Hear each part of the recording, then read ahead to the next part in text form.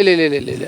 അത് അതിനകത്ത് കോൺഗ്രസ് അഭിപ്രായം, പാർട്ടിയുടെ അഭിപ്രായം എടുക്കാൻ വേണ്ടി യോഗം കൂടിയിരുന്നു രാഷ്ട്രീയകാര്യ സമിതി. ആ യോഗത്തിൽ വെച്ച് മുഖ്യമന്ത്രിയുടെ ദുരിതാശ്വാസ നിധിയിലേക്ക് പണം കൊടുക്കാൻ തീരുമാനമെടുത്തിട്ടുണ്ട്.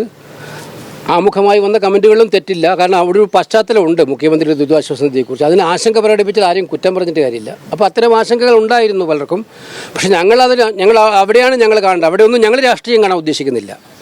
അത്തരം ആശങ്കകളെല്ലാം മാറ്റിവെച്ച് ഇപ്പോൾ സർക്കാർ എന്നുള്ളതിൽ സർക്കാരിനെ നമുക്ക് സർക്കാരായിട്ട് കാണാനേ പറ്റുള്ളൂ. അപ്പോൾ മുഖ്യമന്ത്രി ദുരിതാശ്വാസ നിധിയിലേക്ക് സംഭാവനകൾ ചെയ്യാനായിട്ട് തീരുമാനിച്ചിട്ടുണ്ട്. അവർ UDF MLA-മാർ എല്ലാം അത് നൽകിയിട്ടുണ്ട്, നൽകാനുള്ള തീരുമാനമെടുത്തിട്ടുണ്ട്.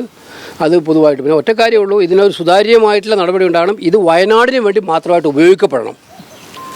മുഖ്യമന്ത്രിയുടെ ദുരിതാശ്വാസ നിധി എന്ന് പറയുന്നത് വയനാട് പാക്കേജും വയനാട് പുനരധിവാസവും വയനാട്ടിലെ പ്രശ്നങ്ങളുമായിട്ട് ബന്ധപ്പെട്ട് അതിനുവേണ്ടി ഉപയോഗിക്കപ്പെടണം.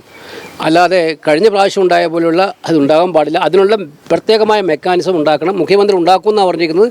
അതിൽ വിശ്വാസം പ്രകടിപ്പിക്കുകയാണ്. ഈ ഒരു നിലപാടിൽ നിന്ന് വ്യത്യസ്തമായിട്ടുള്ള ഒരു ഫേസ്ബുക്ക് പോസ്റ്റാണ് KPCC പ്രസിഡന്റ് പങ്കുവച്ചിട്ടുള്ളത്. ആദ്യമല്ലേ, അത് ആദ്യമായിരുന്നു. അതിനുശേഷമാണ് മീറ്റിംഗ് കൂടിയിട്ട് നമ്മൾ തീരുമാനിച്ചത്. അത് ആദ്യം പറഞ്ഞ ഈ ആശങ്കകളാണ് ആ മീറ്റിങ്ങിൽ അദ്ദേഹം വിശദീകരിച്ചിരുന്നത്. ഇത്തരം ആശങ്ക ഉള്ളതുകൊണ്ട് തന്നെയാണ് ഞാൻ പറഞ്ഞത്. പിന്നെ പൊതുവായിട്ട് പാർട്ടി തീരുമാനമെടുത്താൽ എല്ലാവരും അത് ബാധകമാണ്.